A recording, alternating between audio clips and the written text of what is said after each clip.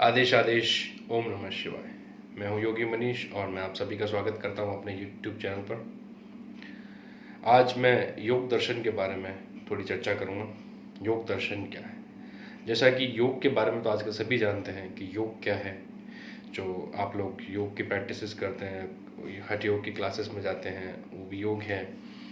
और कुछ लोग थोड़ा और इसके बारे में डिटेल में जानते हैं कि भी योग का मतलब है जोड़ना, किसी भी दो चीज़ों को जोड़ना है। ये संस्कृत के युज धातु से बना है। युज एक वर्ड था, उसका मतलब था जोड़ना, तो टू ऐड समथिंग। तो एक दो चीज़ों को मर्ज कर लेना है, जोड़ लेने का मतलब योग है। अब ये इसकी फिलॉसफी क्या है कि इसके पीछे योग तो हम प्रैक्टिस तो करते हैं, प्रैक्टिस के बारे में सब जानते हैं, तो लेकिन इसकी फिलॉसफी क्या है? तो इसकी फिलॉसफी जब तक हम नहीं जानेंगे तब तक योग के असली अर्थ को हम समझ नहीं सकेंगे। और प्रैक्टिस करना, सिर्फ एक प्रैक्टिस ही करते रह जाएंगे ऊपरी तौर पे, उसके अंदर की चीज़ों को आप समझ नहीं पाएंगे अगर उसकी फ़िलॉसफी को अगर आप जानने की कोशिश नहीं करेंगे। तो योग की फ़िलॉसफी क्या है? योग का दर्शन क्या है? योग जो है हमारे भारत के जो छह दर्शन है, मुख्य रूप से षट दर्शन जिसको हम कहते हैं, 6 स्कूल्स ऑफ इंडियन फिलॉसफी। तो 6 स्कूल्स ऑफ इंडियन फिलॉसफी में से एक योग है। जैसे न्याय, वैशेषिक, सांख्य, मीमांसा, वेदांत और योग। योग उनमें से एक दर्शन है। ऐसे दो और कुछ फिलोसफी है, चारवाक की फिलोसफी भी, चारवाक दर्शन भी है, जैन फिलोसफी भी है, बुद्ध फिलोसफी भी है। बट जो भारत की जो main schools, 6 schools of philosophy है, जो कि वैदिक फिलोसफी के अंदर विश्वास करती है, वेदों के अंदर विश्वास करती है, उनमें से एक योग है। तो योग के जो प्रणेता है वो महर्षि पतंजलि को कहा जाता है।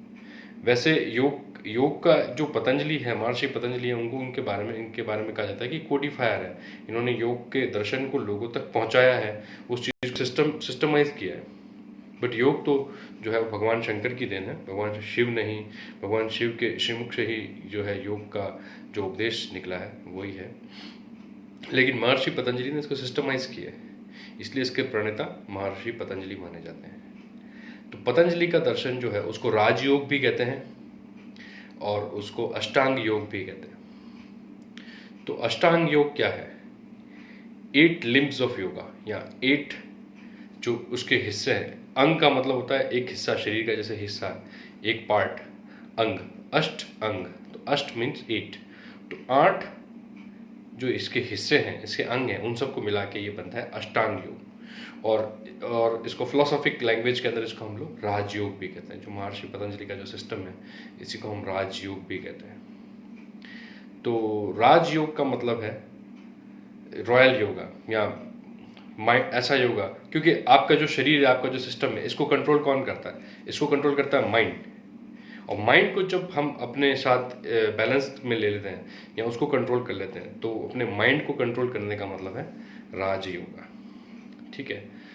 तो जो ये अष्टांग योग है या राज योग है, इसके 8 लिम्स हैं। तो कौन कौन से लिम्स हैं, इसके कौन कौन से पार्ट हैं? यम, नियम, आसन, प्राणायाम, प्रत्याहार, धारणा, ध्यान और समाधि। तो इसके मैंने पिछले वीडियो में बोला था जो अंतरंग योग और बहिरंग योग है ना। तो अंतरंग योग क्या है? अंतरंग योग है धारणा, ध्यान और समाधि। और बहिरंग योग क्या है? आसन, प्राणायाम, प्रत्याहारा और यम नियम।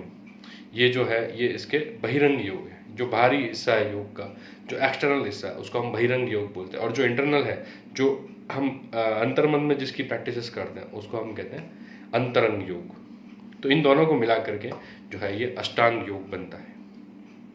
तो यम, नियम, आसन, प्राणायाम, प्रत्याहार, धारणा, ध्यान और समाधि, इन सब को मिला के महर्षि पतंजलि ने ये इन सब अंगों को मिला के जो महर्षि पतंजलि का अष्टांग योग है, तो इसी के इर्द गिर्द जो है योग की फिलॉसफी जो है, महर्षि पतंजलि का जो दर्शन है, जो पातंजल योग सूत्र है, 196 सूत्रस जो है, जो 196 196 जो वर्सेस है महर्षि पतंजलि की, वो 4 चैप्टर्स में डिवाइड की गई है।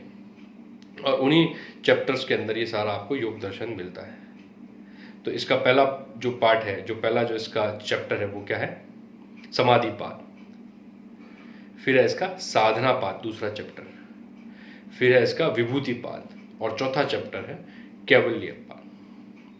तो फर्स्ट चैप्टर के अंदर जो है महर्षि पतंजलि ने समाधि के बारे में बताया है और योग के उद्देश्य को बताया, मतलब क्योंकि योग का उद्देश्य तो समाधि है ना, तो जो योग का उद्देश्य है उसके बारे में उन्होंने बताया है।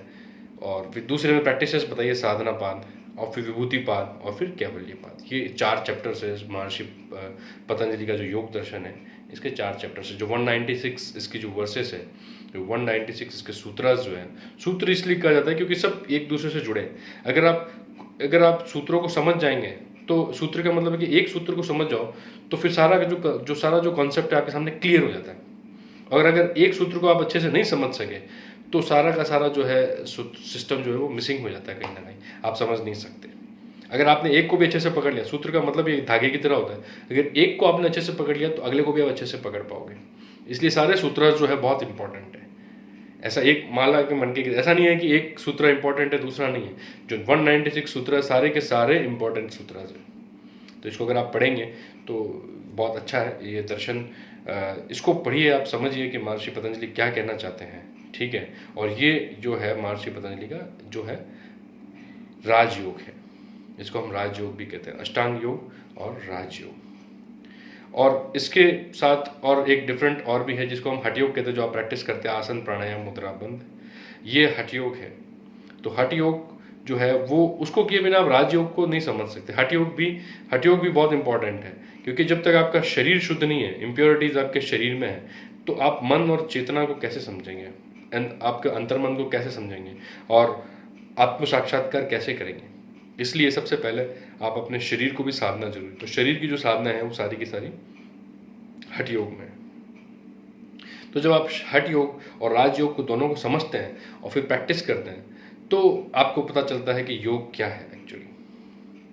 तो आज हम इतना ही, आज मैं आपको इतना ही बताऊंगा इसके बारे में। अब नेक्स्ट वीडियो में मैं आपको बताऊंगा जो अष्टांग योग, एक एक वीडियोज हम बनाएंगे, तो जितने भी अंग हैं इसके 8 लिम्स ऑफ योगा है, इसके बारे में हम डिस्कस करेंगे नेक्स्ट वीडियो में। मैं आपको बताऊंगा फर्स्ट यम, फिर नियम, फिर धारणा, यम नियम आसन प्राणायाम प्रत्याहार धारणा ध्यान और समाधि। स्टेप बाय स्टेप हम एक एक लिम्ब को समझेंगे और आगे बढ़ेंगे। इसके बाद मैं आपको हठ योग की फिलॉसफी के बारे में बताऊंगा और हठ योग में जो डिफरेंट और भी जो उसके एस्पेक्ट्स है उसके बारे में भी हम डिस्कस करेंगे।